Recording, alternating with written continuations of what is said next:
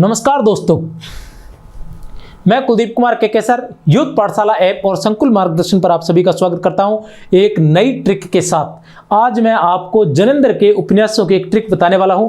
बहुत ही आसान व सरल तरीके से आप जनेंद्र के उपन्यासों को याद कर सकते हैं और इस तरह से एक बार याद करने के बाद फिर आप उसको कभी नहीं भूलेंगे। और इस तरह की ट्रिकें मैं लगातार, जो भी कठिन बिंदु है उनकी ट्रिकें मैं लगातार आपको उपलब्ध करवाता जाऊंगा।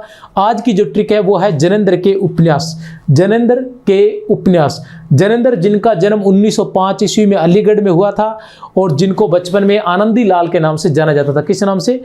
आनंदी लाल के नाम से जाना जाता था। जिन्हें 1966 ईस्वी में साहित्य अकादमी पुरस्कार से सम्मानित किया गया था। 1970 में जिन्हें पद्म भूषण भी प्राप्त हुआ था। 1966 में साहित्य अकादमी पुरस्कार से उनके उपन्यास मुक्तिबोध के लिए, जिसके रचना 1965 ईस्वी में हुई थी, जिसे 1966 ईस्वी में साहित्य अकादमी पुरस्कार से सम्मानित किया गया था। जनेंद्र जो कथा सम्राट प्रेमचंद है, उनके बाद अगर किसी का नाम कथा सम्राट के रूप में आता है तो वो आता है जनेंद्र के। ऐसा कहा जाता है कि प्रेमचंद की जो कमी थी वो जनेंद्र ने पूरी करने का पूरा प्रयास किया था। ये एक उन्होंने बहुत अधिक मतलब उपन्यास लिखे थे और अच्छे उपन्यास लिखे थे। इनके उपन्यासों का जो पात्र रहते थे या जो इनके जो उपन्यास थे वो नायिका प्रधान उपन्यास थे। अधिकतर जो उपन्यास थे वो नायिका प्रधान उपन्यास थे। तो देखते हैं इनके उपन्यासों की एक ट्रिक। तो इनके उपन्यासों की ट्रिक ये है कि जनेंद्र ने परख कर सुनीता को त्याग पत्र दे दिया। एक लाइन, जनेंद्र ने परख कर सुनीता को त्याग पत्र दे दिया, एक लाइन। दूसरी लाइन, और कल्याणी के साथ सुखदायक विवर्त व्यतीत किया। कल्याणी के साथ सुखदायक विवर्त व्यतीत किया। यहां तक तो ठीक है, लेकिन जयवर्धन और मुक्तिबोध 1956 और 65 वाले, लेकिन जयवर्धन और मुक्तिबोध 1956 और 65 वाले नीलमणि को अनंतर ले गए और ले जाकर तपोभूमि के अनाम स्वामी दशार्क को सौंप दिया। तपोभूमि के अनाम स्वामी दशार्क को सौंप दिया। इनके जो सन है वो भी बड़े आसानी से याद कर सकते हैं। पहला जो उपन्यास है परख वो 1929 ईस्वी में, उसके बाद 35 में, फिर 37 में और फिर 39 में। आगे वाले उपन्यास है 52 में, फिर 53 में और फिर 53 में, फिर 56 में, फिर 65 में, फिर 2 68 में, फिर 2 74 में और फिर एक 83 में। 83 में इनका अंतिम उपन्यास था दशार्क। अंतिम उपन्यास इनका था दशार्क, जो 1983 ईस्वी में प्रकाशित हुआ था। प्रथम इनका उपन्यास था परख, जो 1929 ईस्वी में प्रकाशित हुआ था। तो देखते हैं इनके उपन्यासों को, ठीक है। सबसे पहले आते हैं हम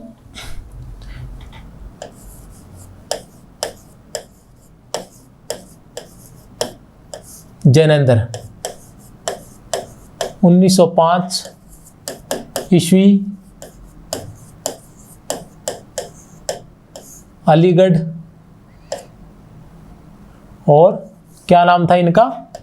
आनंदी लाल। ये सारी बातें मैंने लिख दी हैं, आनंदी लाल, ठीक है। अब देखते हैं इनके उपन्यासों के बारे में। 1 नंबर पर इनका उपन्यास आता है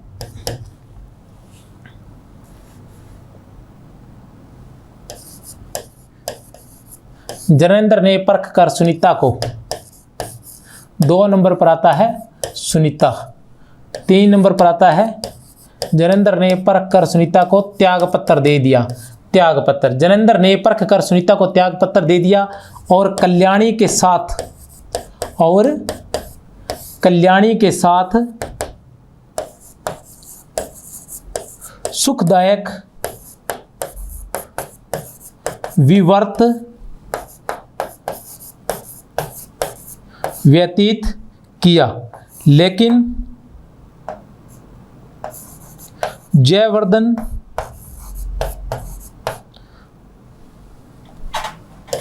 और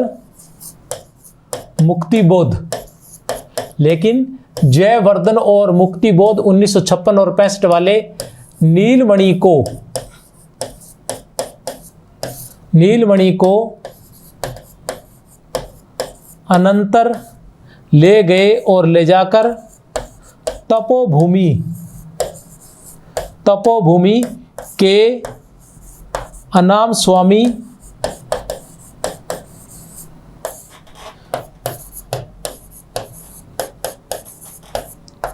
दशार्क को सौंप दिया। दशार्क को सौंप दिया। अब देख लीजिए, जनेंद्र ने, किसने?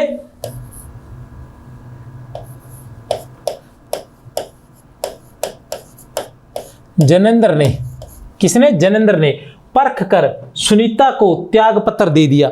जैनेंद्र ने परख कर सुनीता को त्याग पत्र दे दिया और कल्याणी के साथ सुखदायक विवर्त व्यतीत किया। लेकिन जयवर्धन और मुक्तिबोध 1956 और 65 वाले नीलमणि को अनंतर ले गए और ले जाकर तपोभूमि के अनाम स्वामी दशार्क को सौंप दिया। ये इनके उपन्यास है। इनके सन भी हम याद कर सकते हैं कैसे? सबसे पहले आएगा 1929 ईस्वी, सबसे पहले आएगा 1929 ईस्वी, फिर आएगा 1935, फिर 1937, फिर 1939, 35, 37, 39 आसानी से याद कर सकते हैं, फिर 1952, फिर 1953, फिर 1953 और फिर 1956, इनको भी याद कर सकते हैं आसानी से। 56 और 65 ये साथ में भी बोले जा रहे हैं। फिर आता है 1968, 2 68 में है, फिर 2 1974 और अंतिम उपन्यास है 1983 ईस्वी जिसका नाम है दशारक। अंतिम उपन्यास था इनका दशारक। अब इसको कैसे याद कर सकते हैं कि जैनेंद्र ने परख कर सुनीता को त्यागपत्र दे दिया। जैनेंद्र ने परख कर सुनीता को त्यागपत्र दे दिया और कल्याणी के साथ जैनेंद्र ने परख कर सुनीता को त्यागपत्र दे दिया। लिख सकते हैं आप, जैनेंद्र ने परख कर सुनीता को त्यागपत्र दे दिया और कल्याणी के साथ सुखदायक विवर्त व्यतीत किया। लेकिन जयवर्धन और मुक्तिबोध 1956 और 65 वाले, लेकिन जयवर्धन और मुक्तिबोध 1956 और 65 वाले नीलमणि को अनंतर ले गए और ले जाकर तपोभूमि के अनाम स्वामी दशार्क को सौंप दिया। दशार्क इनका अंतिम उपन्यास था जिसमें एक स्त्री का अपने पति से तलाक हो जाने के बाद वेश्यावृत्ति की ओर झुक जाने का चित्रण इसमें किया गया है। एक पत्नी का अपने पति से तलाक होने के बाद वेश्यावृत्ति की ओर झुकने का चित्रण इसमें किया गया दशार्क में। इनका जो महत्वपूर्ण उपन्यास था वो था मुक्तिबोध, जिसे 1966 ईस्वी में साहित्य अकादमी पुरस्कार से सम्मानित किया गया था। मुक्तिबोध इनका प्रमुख उपन्यास था जिसे 1966 ईस्वी में साहित्य अकादमी पुरस्कार से सम्मानित किया गया था। मुक्तिबोध से तात्पर्य है मुक्ति का बोध, मुक्ति का बोध हो जाना कि मुक्ति किस तरह से प्राप्त हो सकती है। तो इस उपन्यास में बताया गया है कि मुक्ति अपने कर्तव्यों से भागने से नहीं या जीवन से भागने से नहीं, उनका सामना करने में ही मुक्ति का रहस्य है। अर्थात मनुष्य को आने वाली समस्याओं से या जीवन में जो भी घटनाएं घट रही हैं या जो कुछ भी जीवन में हो रहा है उनसे भागना नहीं। अगर उनसे भागोगे तो आपको मुक्ति प्राप्त नहीं हो सकती। मुक्ति तभी प्राप्त हो सकती है जब आप उनका सामना करेंगे। तो यही मुक्तिबोध के अंदर बताया गया है जिसे 1966 ईस्वी में साहित्य अकादमी पुरस्कार से सम्मानित किया गया था। इसके साथ साथ एक बात और बता देना चाहता हूँ, वह बात यह है कि 1970 ईस्वी में इन्हें पद्म भूषण से भी सम्मानित किया गया था। किस पुरस्कार से? पद्म भूषण पुरस्कार से भी सम्मानित किया गया था। कब किया गया था? 1970 ईस्वी में। कब किया गया था? 1970 ईस्वी में। इसके अलावा थोड़ी सी जानकारी और बता देना चाहता हूं कि इनकी प्रथम कहानी थी, इनकी प्रथम कहानी खेल थी जो 1920 ईस्वी में प्रकाशित हुई थी। कब? 20 ईस्वी में। और इनका प्रथम कहानी संग्रह जो था वो था फांसी, जो 1928 ईस्वी में प्रकाशित हुआ था। प्रथम जो इनकी कहानी थी वो खेल थी, 1920 ईस्वी में प्रकाशित हुई थी। और प्रथम इनका कहानी संग्रह फांसी था जो 1928 ईस्वी में प्रकाशित हुआ था। इसके अलावा इन्होंने एक जीवनी भी लिखी थी, इन्होंने एक जीवनी भी लिखी थी जिसका नाम था, महात्मा गांधी पर लिखी थी, अकाल पुरुष गांधी।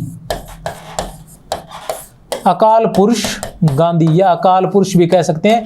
अकाल पुरुष गांधी नाम से इन्होंने महात्मा गांधी की जीवनी भी लिखी थी। किन्होंने? जैनेंद्र ने, जिन्हें बचपन में आनंदी लाल के नाम से जाना जाता है, जो अज्ञे के मित्र थे। ऐसा कहा जाता है कि जब अज्ञे जेल में थे तो उन्होंने अपनी कहानियां लिखने के लिए या अपनी रचनाएं लिखने के लिए जैनेंद्र को दी थी और जैनेंद्र ने उन रचनाओं को प्रकाशित करने के लिए प्रेमचंद को दिया था। और प्रेमचंद ने जब उनके बारे में पूछा था तो उन्होंने कहा था कि नाम बताइए, तो वो जेल में थे, वो नाम नहीं बता सकते थे, इसलिए उन्होंने कहा था कि अज्ञेय है, अर्थात ज्ञात नहीं है, इसलिए उनका नाम उसके बाद अज्ञेय पड़ गया था। तो अज्ञेय को सच्चिदानंद हीरानंद वात्स्यायन, अज्ञेय को अज्ञेय नाम देने वाले आप जनेंद्र भी कह सकते हैं, जनेंद्र। तो इनके बारे में थोड़ा सा और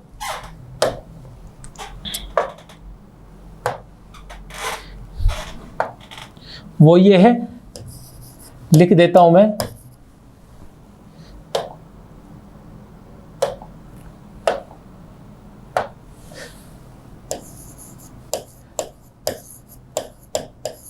आप उतार सकते हैं। जनेंद्र ने परख कर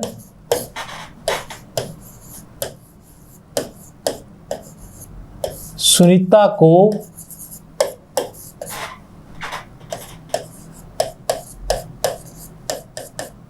त्यागपत्र दे दिया। जनेंद्र ने परख कर सुनीता को त्यागपत्र दे दिया और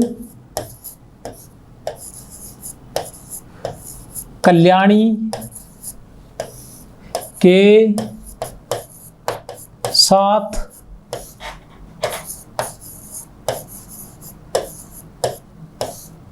सुखदायक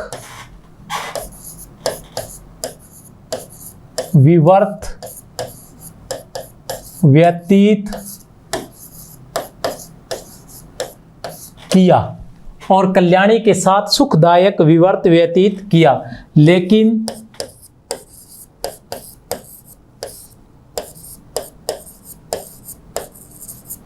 जयवर्धन और मुक्तिबोध 1956 व 65 वाले नीलमणि को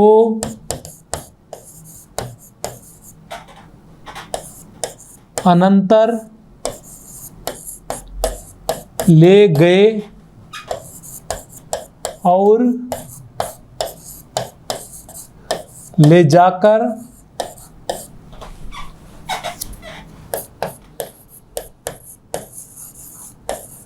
तपोभूमि के अनाम स्वामी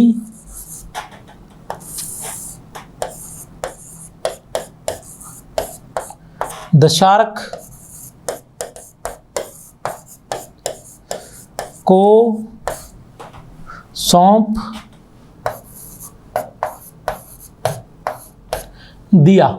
जनेंद्र ने परख कर सुनीता को त्यागपत्र दे दिया और कल्याणी के साथ सुखदायक विवर्त व्यतीत किया, लेकिन जयवर्धन और मुक्तिबोध 1956 में 65 वाले नीलमणि को अनंतर ले गए और ले जाकर तपोभूमि के नाम स्वामी दशार्क को सौंप दिया। यहां पर परख 1929 ईस्वी, सुनीता 1935, त्यागपत्र 1937, कल्याणी 1939, सुखदा 1952, विवर्त 1953, व्यतीत 1953, जयवर्धन 56, मुक्तिबोध 65, नीलमणि 68, अनंतर 68, तपोभूमि 74, अनाम स्वामी 74 और दशार्क 83। तो ये थी जनेंद्र के उपन्यासों की ट्रिक। तो इसी के साथ आप हमारे चैनल को सब्सक्राइब कर सकते हैं और चैनल पर जाकर इसका एक अलग फोल्डर बना हुआ है जिसमें सभी ट्रिकें आपको उपलब्ध हो जाएंगी। वहाँ से आप ये सभी ट्रिक्स याद कर सकते हैं अगर आपको आसान लगती है तो। लेकिन एक बात मैं आपको बता देना चाहता हूँ कि यह ट्रिक्स एक बार याद करने के बाद फिर आप कभी नहीं भूलोगे।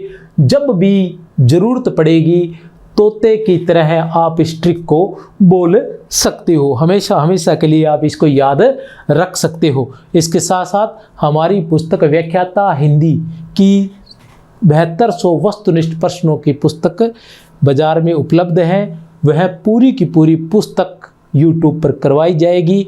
अगर आप इसका लाभ लेना चाहते हैं, पूरी व्याख्या सहित करवाई जाएगी। अगर आप उसका लाभ उठाना चाहते हैं तो आप उसे खरीद सकते हैं। बहुत बहुत शुभकामनाएं। जय हिंद, जय भारत।